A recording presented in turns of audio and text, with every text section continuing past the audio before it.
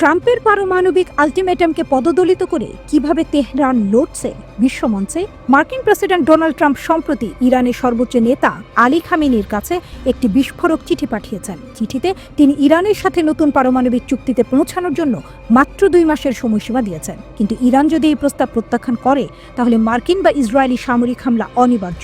এক্সিওসের প্রতিবেদন।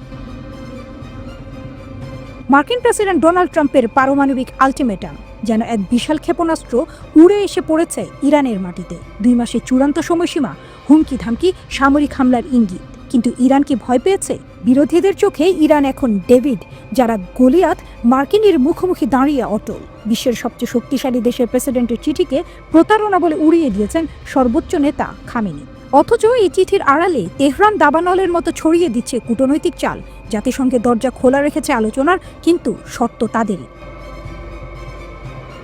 ইরানের পারমাণবিক কর্মসূচি এখন বিপজ্জনক পর্যায়ে পৌঁছেছে।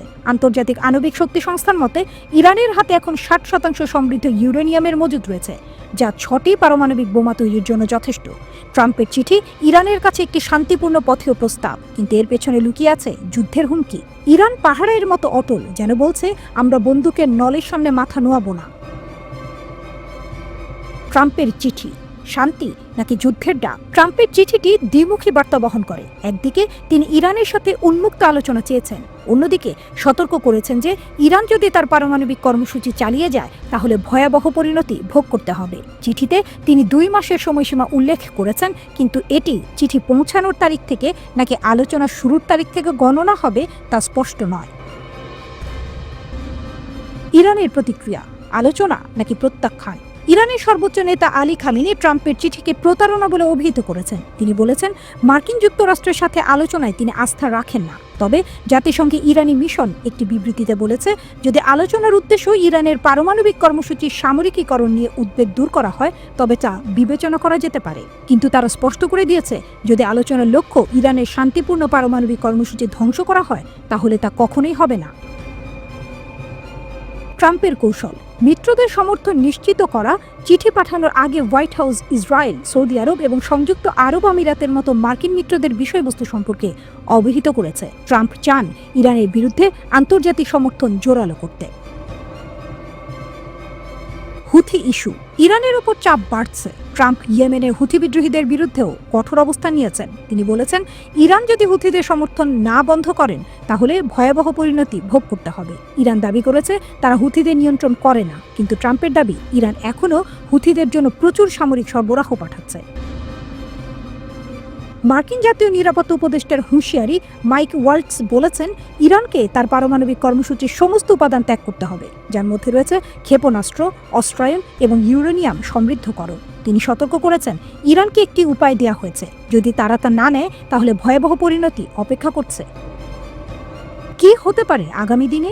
ইরানের পররাষ্ট্র মন্ত্রণালয় বলেছে, ট্রাম্পের চিঠি এখনও অধ্যয়নাধীন। তবে ইরান যদি চুক্তি করতে অস্বীকার করে তাহলে মার্কিন বা ইসরায়েলি সামরিক হামলা কতটা নিকটবর্তী? ট্রাম্প বলেছেন, আমি শান্তি চাই, কিন্তু অন্য বিকল্পও প্রস্তুত।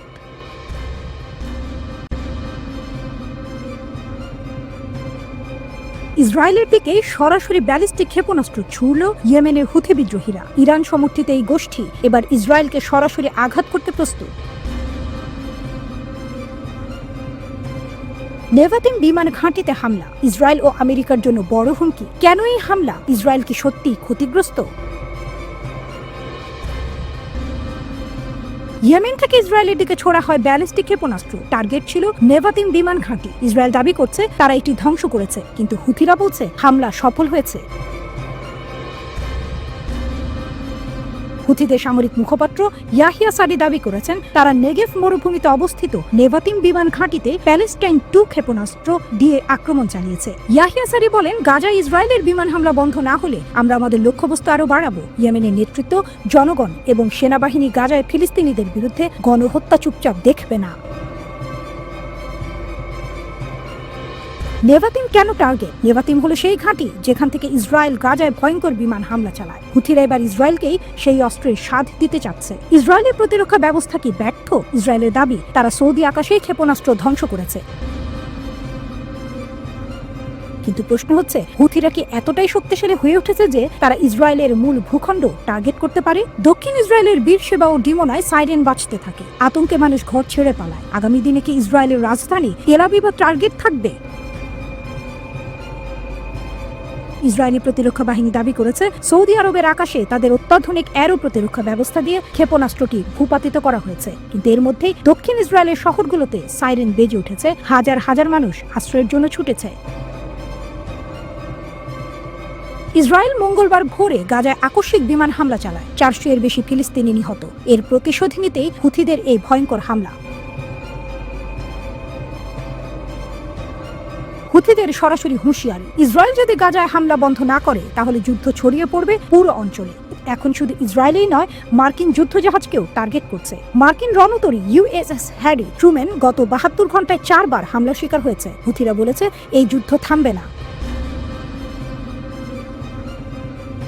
গত 18 জানুয়ারি থেকে মঙ্গলবার পর্যন্ত হুথিরা ইসরায়েলে কোনো ক্ষেপণাস্ত্র হামলা চালায়নি, কিন্তু গাজায় যুদ্ধবিরতি ভেঙে যাওয়ার পর তারা আবারও হুমকি দিয়েছে। হুথিরা বলেছে তারা ইসরায়েলি জাহাজ এবং বিশ্বব্যাপী জাহাজ চলাচলের রুটে আক্রমণ চালাবে। ইতিমধ্যে তারা 100টিরও বেশি বাণিজ্যিক জাহাজ লক্ষ্য করেছে, 2টি জাহাজ ডুবিয়ে দিয়েছে।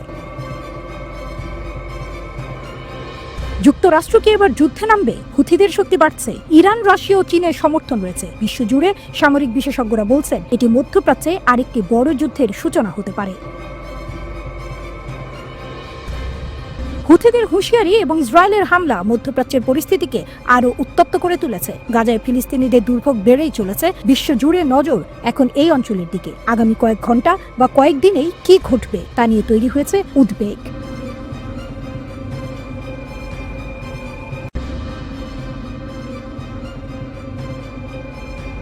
লোহিত সাগরে ভয়ঙ্কর লড়াই, মধ্যপ্রাচ্যে উত্তেজনা আরও এক ধাপ বেড়ে গেল। মাত্র 72 ঘন্টার ব্যবধানে 4 বার ভয়াবহ হামলার শিকার হয়েছে মার্কিন রণতরী। হামলার পেছনে রয়েছে ইয়েমেনের বিদ্রোহী গোষ্ঠী হুথি যোদ্ধারা, যারা দীর্ঘদিন ধরে যুক্তরাষ্ট্র ও ইসরায়েলের বিরুদ্ধে লড়াই চালিয়ে যাচ্ছে।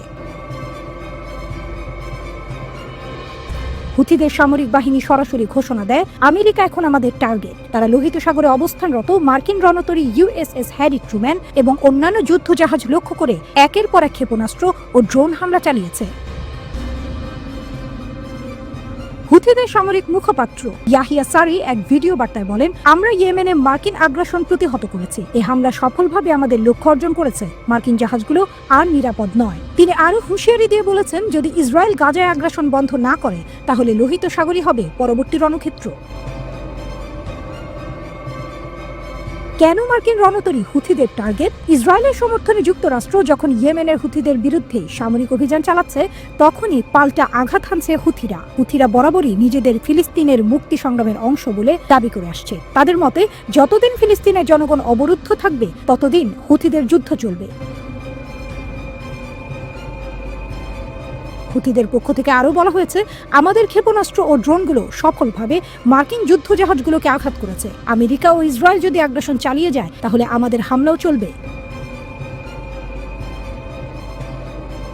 আমেরিকা কি পাল্টা জবাব দেবে? যুক্তরাষ্ট্র এখনও এই হামলার ব্যাপারে আনুষ্ঠানিক প্রতিক্রিয়া দেয়নি, তবে পেন্টাগনের এক কর্মকর্তা জানিয়েছেন হুথিদের হামলা প্রতিহত করতে আমেরিকা আরও বড় সামরিক পদক্ষেপ নিতে পারে। ইতিমধ্যেই মার্কিন বাহিনী ইয়েমেনের বিভিন্ন এলাকায় হামলা চালিয়েছে।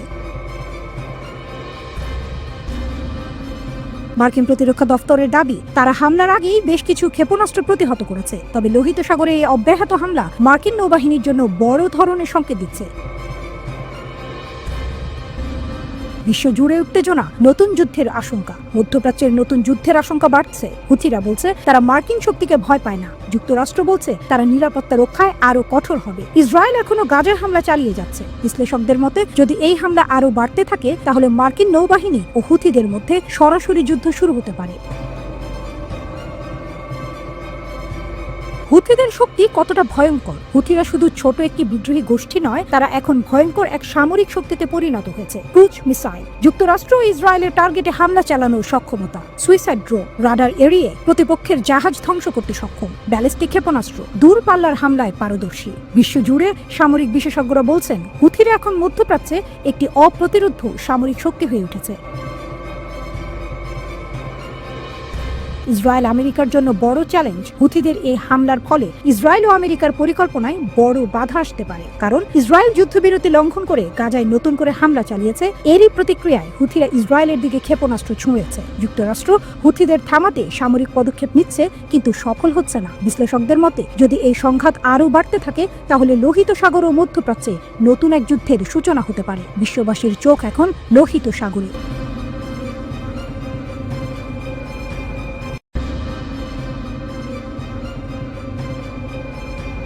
রাশিয়ার ত্রিভুজ রণকৌশল, ন্যাটোর ঘুম হারাম। ইউক্রেন যুদ্ধের ৪র্থ বছরে রাশিয়া এমন একটি ভয়ঙ্কর আক্রমণ কৌশল নিয়েছে যা শুধু ইউক্রেন নয়, পুরো পশ্চিমা বিশ্বকে চিন্তায় ফেলে দিয়েছে। এই নতুন স্ট্র্যাটেজি কি? কেন ইউক্রেন সেনারা হিমশিম খাচ্ছে? ন্যাটোকে এবার সরাসরি যুদ্ধে নামবে? এই পরিকল্পনা বদলে দিতে পারে সামরিক শক্তির ভারসাম্য। ত্রিভুজ রণকৌশল, রাশিয়ার নতুন ভয়ঙ্কর স্ট্র্যাটেজি। এই কৌশল মূলত ৩টি ধাপে বিভক্ত। প্রথম স্তর পদাতিক বাহিনীর আক্রমণ, দ্বিতীয় স্তর ড্রোন, কামান ও বিস্ফোরক মাইন, তৃতীয় স্তর ভয়ঙ্কর গ্লাইড বোমা। রাশিয়ার লক্ষ্য কি? রাশিয়ার প্রধান লক্ষ্য হলো ইউক্রেনীয় সেনাদের চাপে রাখা এবং তাদের মনোবল দুর্বল করা। ইউক্রেন সেনারা চরম সংকটে। এই রণকৌশলে ইউক্রেনীয় বাহিনী এক কঠিন পরিস্থিতির সম্মুখীন। তারা কি ড্রোন ও কামানের হামলা এড়াতে স্থির প্রতিরক্ষা অবস্থান বজায় রাখবে, নাকি গ্লাইড বোমার বিধ্বংসী হামলা থেকে বাঁচতে অবস্থান পরিবর্তন করবে? কোনো সিদ্ধান্তই তাদের জন্য নিরাপদ নয়। ইউক্রেনীয় সেনারা এক অবর্ণনীয় সংকটের মধ্যে রয়েছে। গ্লাইড বোমার ধ্বংসাত্মক শক্তি ইউক্রেন প্রতিরোধ করতে পারছে না। রাশিয়া এখন ভয়ঙ্কর গ্লাইড বোমা ব্যবহার করছে। ৩০ থেকে ৯০ কিলোমিটার দূর থেকে হামলা চালানো সম্ভব। বিমান প্রতিরক্ষা ব্যবস্থার নাগালের বাইরে থেকে আক্রমণ। ৬,০০০ পাউন্ডের বোমা কয়েকটি ভবন উড়িয়ে দিতে পারে। ইউক্রেনের প্রতিরক্ষা ব্যবস্থা কি সম্পূর্ণ ব্যর্থ হয়ে যাচ্ছে? ২০২৩ সালে রাশিয়ার গ্লাইড বোমার ব্যবহার পশ্চিমা বিশ্লেষকদের চমকে দিয়েছিল। ২০২৪ সালে এটি আরও শক্তিশালী হয়ে উঠেছে। এখন রাশিয়া বছরে ৭০,০০০ গ্লাইড বোমা উৎপাদন করতে পারছে। এর ফলে ইউক্রেনের সেনারা আরও বেশি ক্ষয়ক্ষতির সম্মুখীন হচ্ছে। ন্যাটোর জন্য ভয়ঙ্কর সতর্কবার্তা। রাশিয়ার এই কৌশল শুধু ইউক্রেন নয়, ন্যাটোর জন্যও বড় হুমকি। ন্যাটো যদি সরাসরি যুদ্ধে নামে তাহলে কি হবে? পশ্চিম বিশ্লেষকরা মনে করছেন ন্যাটোর উচিত রাশিয়ার বিমান হামলা থেকে শিক্ষা নেওয়া এবং বহু সংখ্যক সস্তা গ্লাইড বোমার মজুদ গড়ে তোলা। তবে রাশিয়া যে সুবিধাগুলো ইউক্রেনের বিরুদ্ধে পাচ্ছে সেগুলো ন্যাটোর সঙ্গে যে কোনো সম্ভাব্য সংঘাতে কার্যকর নাও হতে পারে। বিশেষ করে ইউক্রেনের শক্তিশালী বিমান বাহিনী বা দূরপাল্লার আকাশ থেকে আকাশে নিক্ষেপিত ক্ষেপণাস্ত্রের অভাবে রুশ যুদ্ধ বিমান ফ্রন্টলাইন থেকে ৭ মাইল পিছনে থেকে নিরাপদে গ্লাইড বোমা নিক্ষেপ করতে পারছে।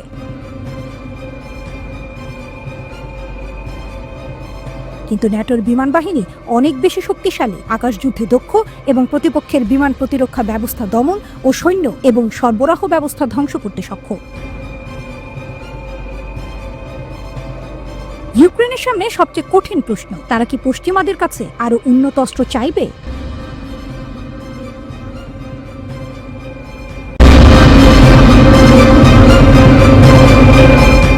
মধ্যপ্রাচ্যে কেবল মার্কিন যুদ্ধজাহাজকেই আক্রমণ করে ক্ষান্ত হয়নি হুথি যোদ্ধারা। এবার মার্কিন যুদ্ধবিমানকেও পালিয়ে যেতে বাধ্য করেছে ইয়েমেনের সামরিক বাহিনী। ইউএসএস ট্রুম্যানে ২ বার আক্রমণ করার পর নতুন বোমা ফাটালো হুথি বিদ্রোহীরা। ইয়েমেনের হুথি যোদ্ধারা দাবি করেছে তারা মার্কিন যুদ্ধবিমানকে পিছু হটতে বাধ্য করেছে। ইয়েমেনের সামরিক বাহিনী জানিয়েছে যুক্তরাষ্ট্রের যুদ্ধবিমান তাদের লঞ্চিং পয়েন্টে ফিরে যেতে বাধ্য হয়েছে। হুথি বিদ্রোহীরা বলেছে ইউএসএস হ্যারিম্যানের ওপর দ্বিতীয়বার আক্রমণের সময় এই ঘটনা ঘটে। ইয়েমেনের সামরিক বাহিনীর মুখপাত্র ইয়াহিয়া সারি জানিয়েছেন গত ২৪ ঘন্টার মধ্যে মার্কিন বিমানবাহী রণতরীকে ২ বার টার্গেট করা হয়েছে। কয়েক ঘণ্টাব্যাপী অভিযানে ব্যালিস্টিক মিসাইল, ক্রুজ মিসাইল এবং ড্রোন ব্যবহার করা হয়েছে। হুথি যোদ্ধারা জানিয়েছে প্রথম আক্রমণে তারা ১৮টি ব্যালিস্টিক মিসাইল এবং একটি ড্রোন ব্যবহার করেছে। এক সংবাদ সম্মেলনে সারি জানিয়েছেন পাল্টা হামলায় ট্রুম্যান যুদ্ধ জাহাজটিকে লক্ষ্য করে ছোড়া হয় ১৮টি ক্ষেপণাস্ত্র এবং ড্রোন। হামলার মুখে জাহাজটি ইয়েমেনের জলসীমা থেকে সরে যেতে বাধ্য হয়েছে। রণতরীতে হুথিদের হামলার বিষয়ে এখনো কোনো মন্তব্য করেনি যুক্তরাষ্ট্র। নাম প্রকাশ না করার সত্ত্বে একজন মার্কিন কর্মকর্তা জানান, শনিবার রোববার মধ্যরাত থেকে শুরু করে প্রায় 12 ঘন্টায় হুথিরা 11টি ড্রোন এবং কমপক্ষে একটি ক্ষেপণাস্ত্র নিক্ষেপ করে। এর মধ্যে 10টি ড্রোনকে ইউএস এয়ারফোর্স ফাইটার জেট দ্বারা আটকানো হয়। আরও একটি ড্রোন নৌবাহিনীর FA-18 ফাইটার জেট দ্বারা ভূপাতিত করা হয়। গত শনিবার রাতে ইয়েমেনে বড় ধরনের ক্ষেপণাস্ত্র হামলা চালিয়েছে যুক্তরাষ্ট্র। এই হামলা চালানো হয়েছে USS হ্যারি এস ট্রুম্যান নামের যুদ্ধজাহাজ থেকে। হামলার লক্ষ্য ছিল ইয়েমেনের বেশ কয়েকটি শহর। হুথি বিদ্রোহীদের পরিচালিত সংবাদ মাধ্যম আল মাজাইরা জানিয়েছে, যুক্তরাষ্ট্রের সেনারা এখন আল কৌফ প্রদেশে বড় ধরনের অভিযান চালাচ্ছে। বিশেষ করে আল হাজাম শহরের সরকারি ভবনগুলোতে হামলা চালিয়েছে তারা। এর আগে হুদাইদা বন্দরে 2টি হামলার খবরও দিয়েছে সংবাদ মাধ্যমটি। ইয়েমেনের রাষ্ট্রীয় সংবাদ সংস্থা সাবা জানায়, যুক্তরাষ্ট্র মূলত হুথিদের হাতে থাকা ইসরায়েলি জাহাজ গ্যালাক্সি লিডারের কমান্ড পোস্টকে টার্গেট করছে। এই কমান্ড পোস্টের ওপর যুক্তরাষ্ট্র এখন পর্যন্ত 2 দফা হামলা চালিয়েছে। 2023 সাল নভেম্বরে হুথি বিদ্রোহীরা লোহিত সাগর থেকে 25 জন ক্রু সহ জাহাজটি হাইজ্যাক করেছিল। প্রায় 430 দিন ধরে ওই ক্রুরা হুথিদের কাছে জিম্মি ছিলেন। পরে গত 19 জানুয়ারি গাজায় যুদ্ধবিরতি কার্যকর হওয়ার পর হুথিরা তাদের মুক্তি দেয়, কিন্তু জাহাজটি এখনও হুদাইদা বন্দরে রয়ে গেছে। 2023 সালের 7 অক্টোবর গাজায় ইসরায়েলের হামলা শুরুর পর থেকে হুথি বিদ্রোহীরা ফিলিস্তিনের প্রতি সংহতি জানিয়ে আসছে।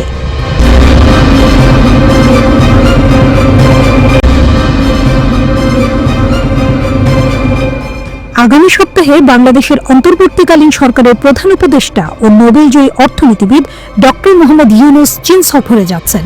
চীন তার জন্য লাল বাগিচা বিছিয়ে দেবে বলে ধারণা করা হচ্ছে। রিপোর্ট সাউথ চায়না মর্নিং পোস্টের। এই সফরটি আসছে এমন একটি সময়ে যখন বাংলাদেশ ভারত সম্পর্কে টানাপোড়েন চলছে।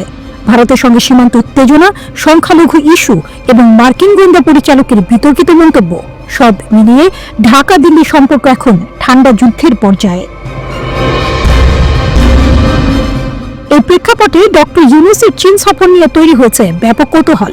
ডক্টর ইউনূস 27 মার্চ চীনের হাইনান প্রদেশে বড় ফোরাম ফর এশিয়ার উদ্বোধনী অনুষ্ঠানে বক্তৃতা দেবেন। এরপর 28 মার্চ বেইজিংয়ে চীনের প্রেসিডেন্ট শি জিনপিং এর সঙ্গে বৈঠক করবেন বলে আশা করা হচ্ছে। এছাড়াও তিনি পিকিং বিশ্ববিদ্যালয়ে বক্তৃতা দেবেন এবং সেখান থেকে সম্মানসূচক ডক্টরেট ডিগ্রি পাবেন। এই সফরে বাংলাদেশ চীন সম্পর্ক আরও গভীর হওয়ার ইঙ্গিত রয়েছে। বাংলাদেশ ভারত সম্পর্কে টানাপোড়েন। পেছনের গল্প। শেখ হাসিনা সরকারের পতনের পর বাংলাদেশ ভারত সম্পর্কে চিড়িত ধরেছে। গত জানুয়ারিতে ভারত 4100 কিলোমিটার সীমান্তে বেড়া দেওয়ার কাজ পুনরায় শুরু করার পর উত্তেজনা আরও বেড়েছে। ঢাকা এবং দিল্লি পরস্পরের কূটনীতিকদের তলব করেছে। মার্কিন গোয়েন্দা পরিচালক তুলসি গ্যাবার্ডের বিতর্কিত মন্তব্য এই উত্তেজনাকে আরও বাড়িয়ে দিয়েছে। তিনি বলেছেন, বাংলাদেশে সংখ্যালঘুদের ওপর নির্যাতন মার্কিন সরকারের জন্য উদ্বেগের বিষয়। তবে ইউনূসের অফিস এই মন্তব্যকে প্রত্যাখ্যান করেছে। 2006 সাল থেকে চীন বাংলাদেশের বৃহত্তম বাণিজ্যিক অংশীদার। 2022 সালে দ্বিপাক্ষিক বাণিজ্যের পরিমাণ দাঁড়িয়েছে 24 বিলিয়ন মার্কিন ডলার, যার মধ্যে 22.88 বিলিয়ন ডলার ছিল চীনের রপ্তানি। 2016 সালে বাংলাদেশ চীনের বেল্ট অ্যান্ড রোড ইনিশিয়েটিভে যোগ দেয়।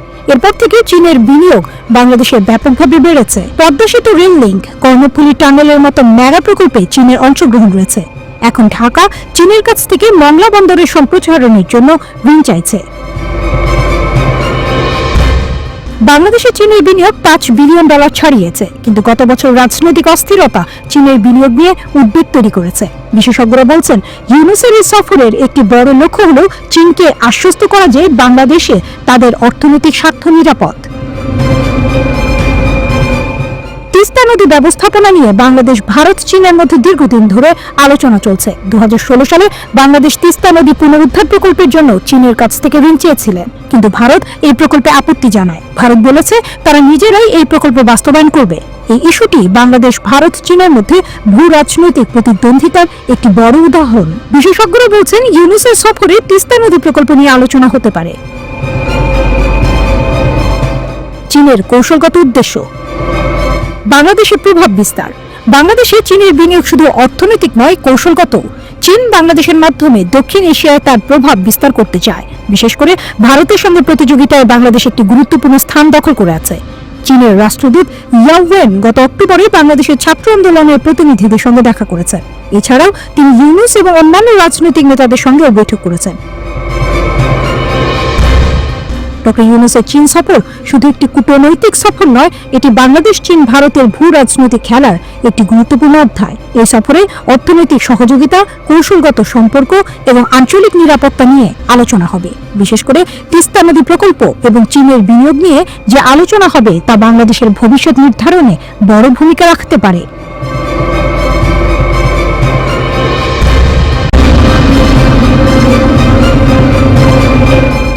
মহাকাশে 9 মাস কাটিয়েছেন নাসার 2 নভোচারী বুচ উইলবর ও সুনি উইলিয়ামস। তারা আন্তর্জাতিক মহাকাশ স্টেশন ISS এ ছিলেন। ভূপৃষ্ঠ থেকে প্রায় 400 কিলোমিটার ওপরে থাকা এই 2 নভোচারীর মহাকাশে কাটানোর সময় নিয়ে লিখেছে BBC। ISS প্রতি 24 ঘন্টায় পৃথিবীকে 16 বার প্রদক্ষিণ করে। এর ফলে নভোচারীরা প্রতি 45 মিনিট পর পর সূর্যোদয় ও সূর্যাস্ত দেখেন।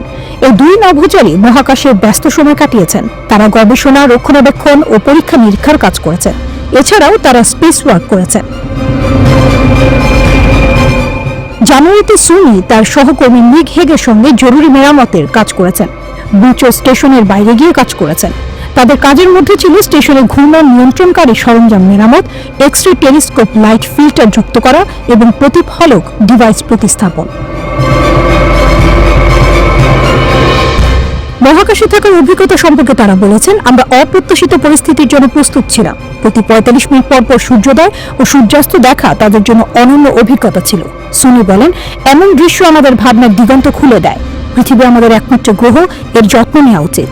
বুচ যোগ করেন, পৃথিবী থেকে অনেক মানুষ আমাদের বার্তা পাঠায়। এটা মনে হয় যেন সবার সঙ্গেই আমরা আছি। মহাকাশ থেকে তারা মার্কিন নির্বাচনে ভোটও দিয়েছেন। সুনি বলেন, এটি আমাদের গুরুত্বপূর্ণ দায়িত্ব। নাসার সহায়তায় তাদের জন্য এনক্রিপ্টেড ইমেইলের মাধ্যমে ব্যালট পাঠানো হয়েছিল।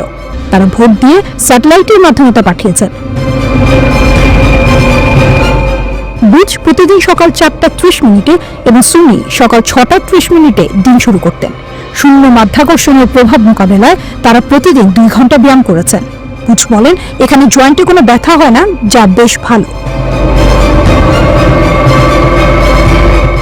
ব্যায়ামের জন্য 3 ধরনের যন্ত্র ব্যবহার করেন তারা। এর মধ্যে রয়েছে অ্যাডভান্সড রেজিস্টিভ এক্সারসাইজ ডিভাইস, যা স্কোয়াট, ডেডলিফট এবং অন্যান্য ব্যায়ামের জন্য ব্যবহৃত হয়। ট্রেডমিলে ক্রুদের নিজেদের শরীর বেল্ট দিয়ে আটকে রাখতে হয় যাতে তারা শূন্য মাধ্যাকর্ষণে ভেসে না যান। আর সাইকেল আর্গোগোমিটার সহনশীলতা প্রশিক্ষণের জন্য ব্যবহার করতেন তারা। বড়দিন উপলক্ষে তারা সান্তা টুপি ও রেইনডিয়ার হরিণের শিং পরে শুভেচ্ছা জানিয়েছেন। সুনি মজা করে বলেন, শূন্য মাধ্যাকর্ষণের চুল এমনভাবে দাঁড়িয়ে থাকে যা পৃথিবীতে সম্ভব করতে অনেক কাঠখড় পোড়াতে হবে।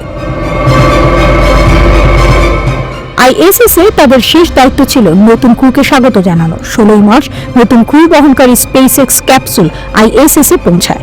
এরপর কমান্ডো হস্তান্তর করে সুনি ও বুচ আনুষ্ঠানিকভাবে দায়িত্ব শেষ করেন। অবশেষে মঙ্গলবার ISS থেকে ক্যাপসুলটি আনডক করা হয়।